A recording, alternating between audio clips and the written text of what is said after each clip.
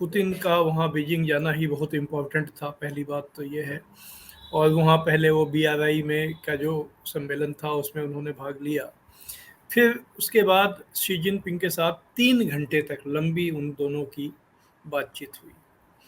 बातचीत के बाद चीन की तरफ से ये कहा गया कि शी जिनपिंग ने पुतिन से ये कहा कि हम चाहते हैं कि हम दोनों देश मिलकर दुनिया में न्याय की रक्षा करें।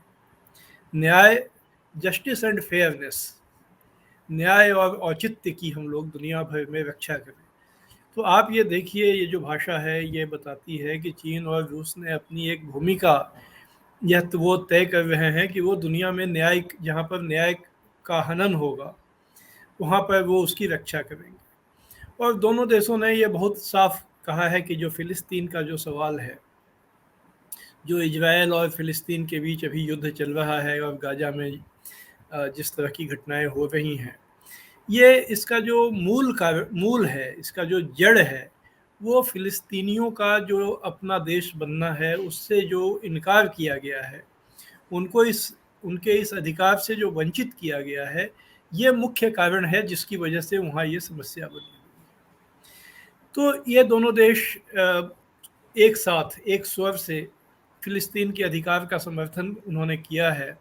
और उसके साथ अगर आप देखें तो वो वहाँ पर जो जो पश्चिम एशिया के देश हैं, उनके आस इजराइल फ़िलिस्तीन के जो पड़ोसी देश हैं, उन देशों के साथ को उन्होंने उन देशों के जो लीडर हैं, जो नुमाइंदे हैं, वो भी इस BRI फोरम में आए थे और उनमें अनेक नेताओं के साथ दोनों की अलग-अलग बातचीत हुई। पुतिन की भी बात हुई और शी जिनपिंग की ही बात हुई।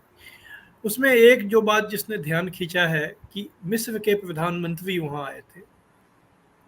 मिस्र के प्रधानमंत्री के साथ शी जिनपिंग की बातचीत हुई। देखिए, बात क्या है, गौर करने की बात है कि प्रोटोकॉल के हिसाब से क्या होता है कि प्राइम मिनिस्टर की बातचीत प्राइम मिनिस्टर से होती है।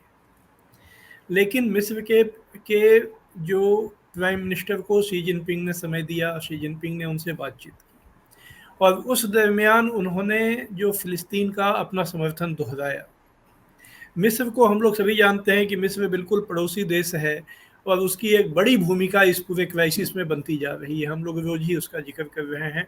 मिस्र, जी। जॉर्डन, सऊदी अरब, सीरिया और ईरान, ये 5 ऐसे देश हैं जिनका कि इस पूरे संकट में एक प्रमुख भूमिका बनती जा रही है और इन देशों के प्रत्यक्ष या परोक्ष रूप से युद्ध में उलझने की आशंकाएं भी गहरी होती जा रही हैं। इसी बीच जबकि अभी ये सब चीज़ें चल रही हैं, तब तक मिस्र की तरफ से ये घोषणा हुई कि मिस्र के का जो की सरकार है उसने युआन, जो कि चीन की मुद्रा है, उस मुद्रा में उसने बॉन्ड जारी किए हैं। ये पहली बार हुआ है, पहली बार किसी पश्चिम एशिया के देश ने किया। बॉन्ड जारी करने का मतलब ये होता है कि सरकारें कर्ज लेती हैं, 10 साल, 15 साल, 20 साल के वो बॉन्ड जारी करती हैं। वो बॉन्ड में वो ब्याज दर तय करती हैं, अब उस ब्याज कि आप उनको पैसा लगाइए, आपको उस दर से ब्याज मिलेगा और इस तरह सरकारें पैसा जुटाती हैं। ये एक तरह का कर्ज लेने का तरीका है। दुनिया भर में चलन ये रहा है कि ज़्यादातर डॉलर में कर्ज लिया जाता है और लोग जो बॉन्ड जारी जो देश करते हैं वो या तो अपनी मुद्रा में करते हैं देश के लोगों से पैसा जुटाने के लिए, या फिर वो अगर इंटरनेशनल मार्केट से वो पैसा लेना चाहते हैं तो ज़्यादातर देश डॉलर में करते हैं। कुछ देश यूरो में भी करते रहे हैं जब से यूरो आया, लेकिन ज़्यादातर डॉलर में होता रहा है। युआन में बॉन्ड जारी करने का चलन बिल्कुल नया है। तो अब ये चीज़ क्या बताती है? ये बताती है कि चीन की जो अर्थव्यवस्था का जो उदय हुआ है, जो उत्थान हुआ है, उसने पश्चिम एशिया के देशों को एक नया विकल्प दे दिया है, जहाँ से वो पैसा जुटा सकते हैं। चीन के बाज़ार से वो पैसा जुटा सकते हैं। और इस जब ये घटना हुई है तो ज़ाहिर है कि दुनिया भर में जो एक्सपर्ट हैं, इकोनॉमिस्ट हैं, वो इसके महत्व को समझने और बताने की कोशिश कर रहे हैं। और इसमें उन्होंने अब उन्होंने ये सारी चीज़ों का जिक्र किया है कि किस तरह हाल के वर्षों में सऊदी अरब के चीन के साथ संबंध गहरे होते गए हैं।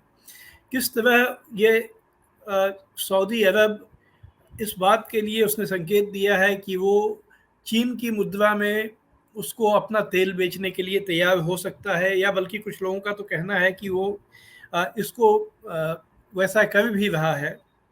और यही वो दौर है जिस समय अमेरिका के साथ इन देशों के संबंधों में तनाव भी देखा गया है, खासकर सऊदी अरब का। इस बीच चीन ने व्यापार से आगे बढ़कर भू राजनीति में भी अपनी भूमिका बनाने की कोशिश इस साल आकर की है, और जिसका नतीजा ये देखा गया कि इस साल मार्च में ईरान और सऊदी अरब, जो कि दोनों एक तरह से दुश्मन देश थे, उनके बीच समझौता चीन की मध्यस्थता में हुआ। ये सारे घटनाक्रम अब इजराइल फिलिस्तीन के संदर्भ में आकर काफ़ी प्रासंगिक हो गए हैं। इस रूप में प्रासंगिक हो गए हैं कि ये देश, देखिए, जो मिस्र है, सऊदी अरब है और जॉर्डन, कम से कम ये 3 देश ऐसे हैं जिनको पश्चिम एशिया में अमेरिका का अब एक तरह से पिट्ठू माना जाता था कि वो उनके जो सूत्र हैं वो अमेरिका के हाथ में थे।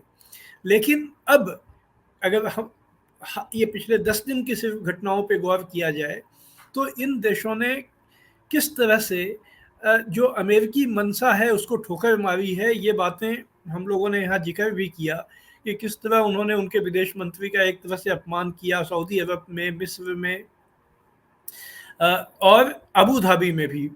और जो बाइडेन से तो वो लोग मिलने को ही तैयार नहीं हुए, जबकि वो इस योजना के साथ चले थे कि वो इजराइल जाएंगे और इन देशों को हमास की निंदा करने के लिए इनको राजी करेंगे।